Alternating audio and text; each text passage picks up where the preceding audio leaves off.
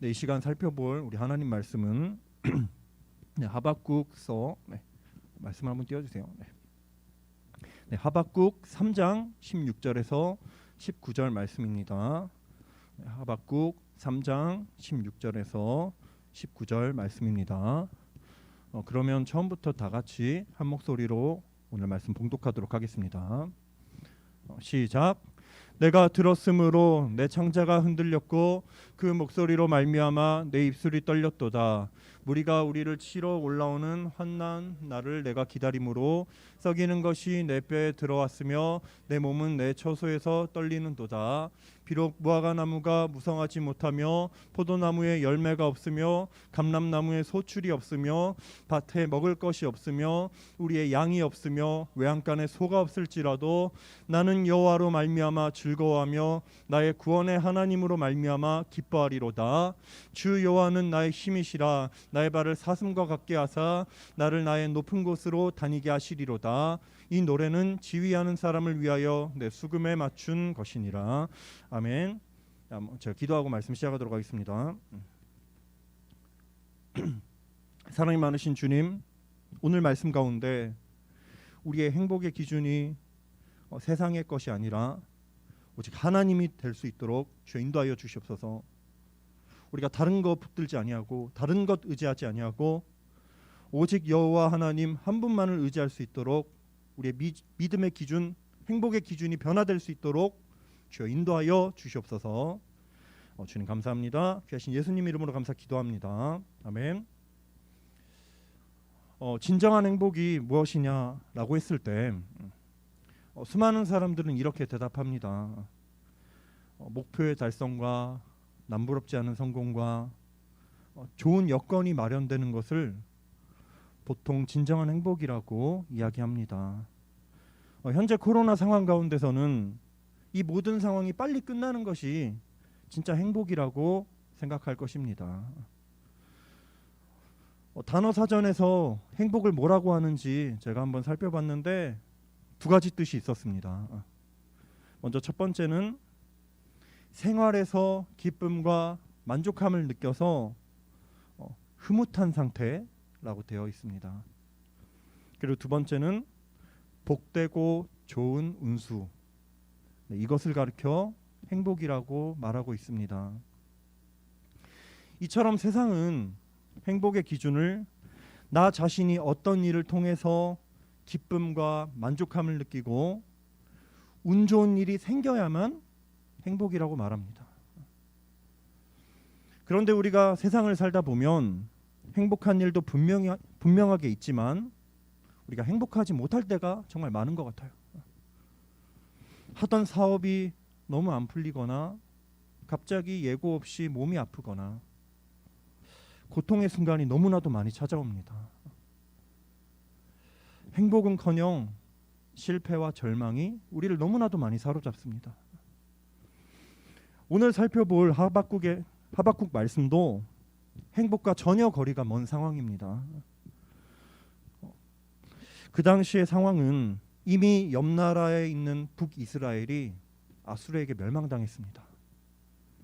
그리고 현재 하박국이 살고 있는 이 유다 땅은 바벨론의 공격을 받아서 망하기 직전의 상황입니다.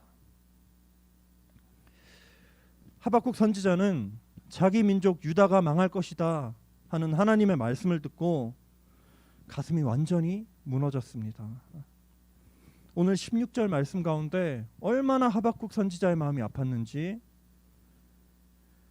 창자가 흔들리는 고통과 내 입술이 떨리고 내 뼈에 썩는 것이 들어왔다고 이렇게 고백하고 있습니다. 심지어 하박국은 온전히 하나님을 섬기는 선지자였지만 자기 민족이 겪는 아픔과 슬픔은 그도 여전히 피해가지 못했습니다. 우리가 이를 통해 알 수 있는 것은 우리가 주님을 믿지만 믿지 않는 사람들과 똑같이 슬픔과 고통이 존재한다는 것입니다. 반드시 주님을 믿는다고 좋은 일만 생기는 것이 아니라는 것입니다. 그러나 여러분, 우리가 분명한 것은 세상이 말하는 행복의 기준과 분명한 차이가 존재한다는 것입니다. 먼저 첫 번째 차이점은 인간의 행복이 현실의 좋고 나쁨에 달려 있지 않다는 것입니다. 오늘 말씀의 하박국 선지자는 진정한 행복이 어디에서 오는가 하는 것을 아주 잘 알고 있었습니다. 자기 민족이 바벨론에게 멸망당하기 직전이었음에도 불구하고 이러한 현실은 행복을 뺏어가는 원인이 아니다. 결코 행복은 이 같은 현실에 달려있지 않다고 믿었습니다. 따라서 하박국은 어떻게 행동합니까? 자기 자신에게 다가오는 슬픔과 고통을 피하지 않았습니다. 오히려 16절 후반부 말씀을 통해 무리가 우리를 치러 올라오는 환난을 내가 기다림으로 이렇게 고백하고 있습니다. 기다린다고 고백하면서 정면으로 현실을 맞선 것입니다. 여러분, 하나님께 속해 있는 사람은 영원한 것과 순간적인 것이 무엇인지 분별할 줄 아는 사람입니다. 무엇이 높고 무엇이 낮은지를 정확하게 알고 있습니다. 현재 수많은 사람들은 고난의 순간이 찾아오면 도망가고 싶어 합니다. 회피하고 싶어 합니다. 그러다가 빠져나갈 길이 없을 때 몇몇 소수의 사람들은 극단적인 선택을 하는 안타까운 일들이 많이 발생하고 있습니다. 그러나 하나님께 속한 사람은 오늘 말씀의 하박국처럼 현실에 좌절하지 않고 도망다니지 않습니다. 나라가 망하는 최악의 현실이더라도 오히려 하나님이시라는 영원한 소망을 붙들고 포기하지 않는 것입니다. 도망가지 않는 것입니다. 우리가 신앙생활하면서 이거 안 되네, 저거 안 되네 이렇게 불평불만만 늘어놓는다면 슬픔과 고난을 극복할 수 없습니다. 비록 지금 우리에게 아픔과 고난이 있지만, 코로나라는 고난이 있지만 하나님이 정해주신 끝이 있을 것이다. 결코 우리는 아픔에 매이지 않을 것이다. 그 믿음으로 하루하루를 이겨내는 것입니다. 세상을 살다 보면 당연히 슬픔과 고난이 온다는 거 받아들여야 합니다. 그 대신 그 고난 속에서 역사하시는 하나님만을 바라볼 때 우리에게 행복이 찾아오는 것입니다. 이제 세상적인 행복과 두 번째 차이점은 비록 우리가 아무것도 없을지라도 우리 하나님으로 인하여 즐거워할 수 있다는 것입니다. 오늘 하박국 선지자는 이러한 차이를 분명하게 알았기 때문에 17절 말씀에 이렇게 고백하고 있습니다. 한번 17절 말씀 한번 띄워주시면 감사하겠습니다. 네, 다 같이 한번 읽어보도록 하겠습니다. 시작. 비록 무화과 나무가 무성하지 못하며 포도나무에 열매가 없으며 감람나무에 소출이 없으며 밭에 먹을 것이 없으며 우리의 양이 없으며 외양간에 소가 없을지라도 아멘. 방금 살펴본 하나님의 말씀은 어떤 조건이 우리의 행복이 될 수 없다는 것을 가르쳐주고 있습니다. 그런데 이 말씀은 실천하는 것이 굉장히 어렵습니다. 그 당시 무화과 나무, 포도나무, 감람나무는 매우 중요한 양식이었습니다. 특히 감람나무는 기름을 짜서 제사를 지내는데 꼭 필요했습니다. 이것이 없다면 생활에 굉장한 위협을 받는 것입니다. 그리고 우리의 양과 외양간에 소가 없다면 먹을 것을 생산해낼 수가 없습니다. 굶어 죽게 되는 것입니다.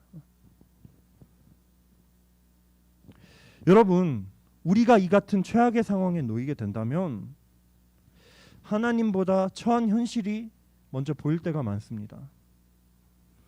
만약에 당장 빚쟁이가 찾아와서 빌린 돈 제발 좀 갚아라 라고 찾아온다면, 그렇게 우리를 위협한다면 아마 우리의 온 신경은 돈을 갚는 일에 곤두서 있을 것입니다.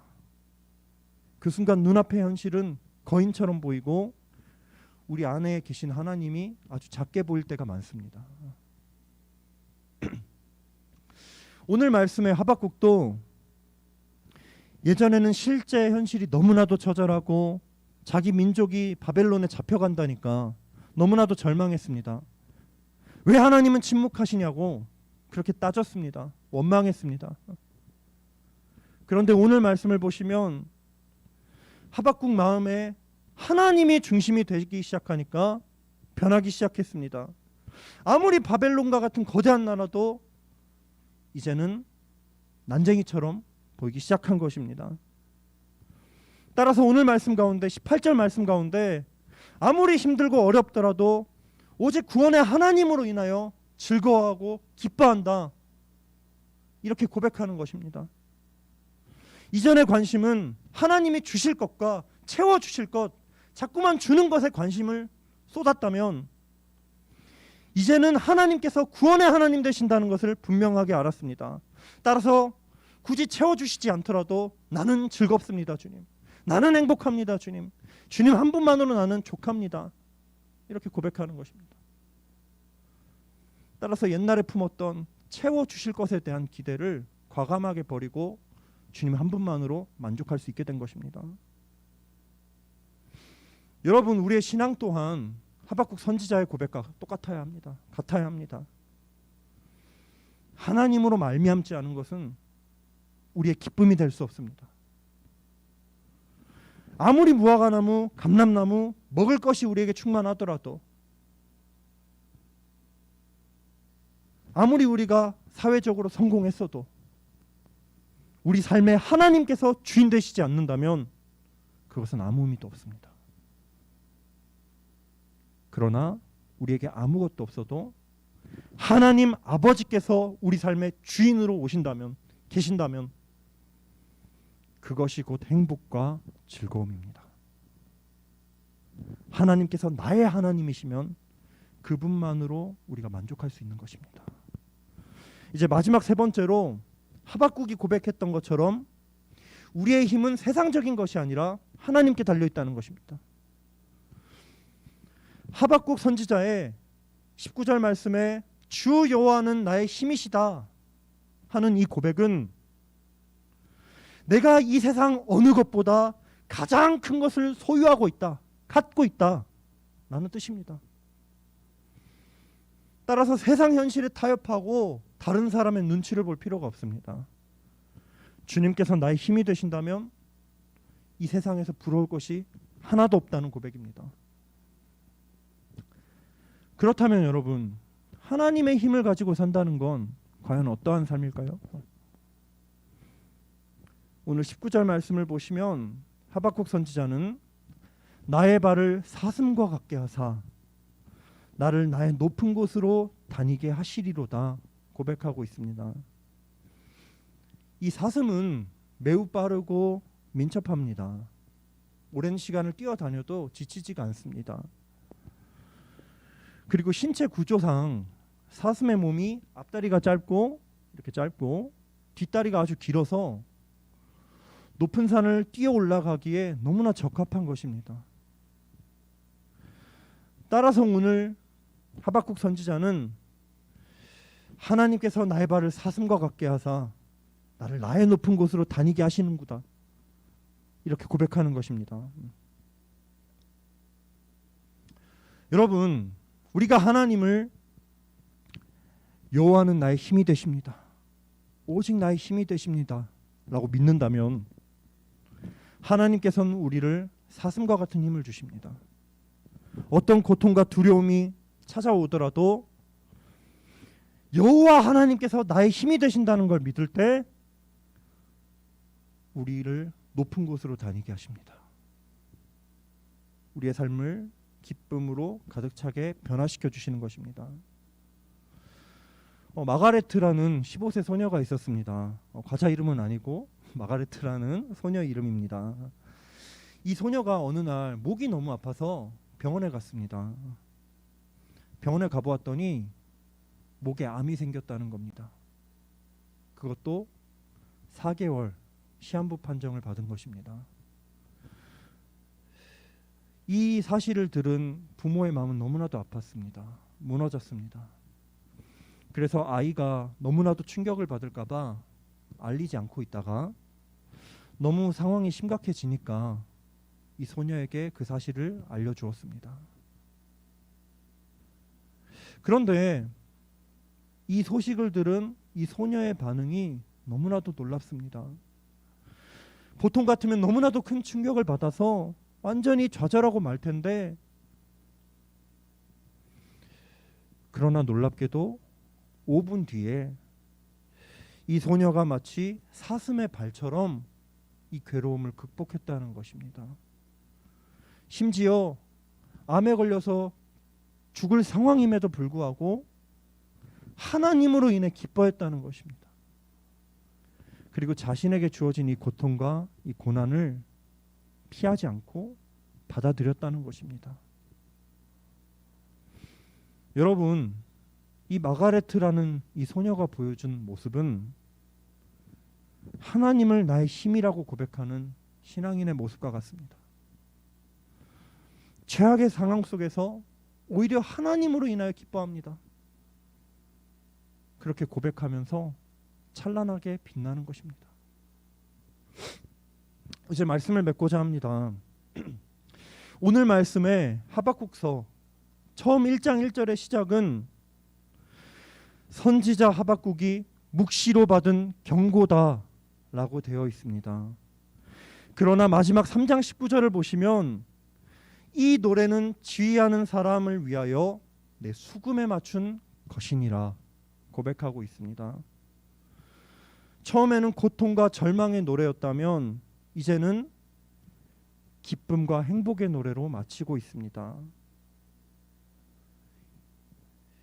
이제 이 책의 엔딩은 새드 엔딩이 아니라 해피 엔딩으로 너무나도 행복하게 마무리된 것입니다. 그러나 이 해피 엔딩은 우리가 흔히 알고 있는 상황이 너무나도 좋아져서 해피 엔딩이 아니라 상황은 여전히 최악이지만 믿음의 해피 엔딩인 것입니다. 믿음으로 해피 엔딩인 것입니다. 우리 믿음의 주체는 하나님 되십니다. 하나님께서 우리의 역사를 이루어 가십니다. 그리고 반드시 하나님께서 정하신 때가 있습니다. 이러한 사실을 날마다 마음속에 품고 날마다 기뻐하는 삶 살아내는 여러분 되시기 바랍니다. 이 모든 것을 온전히 믿음으로 받아들이는 저와 여러분 되기를 기도하도록 하겠습니다.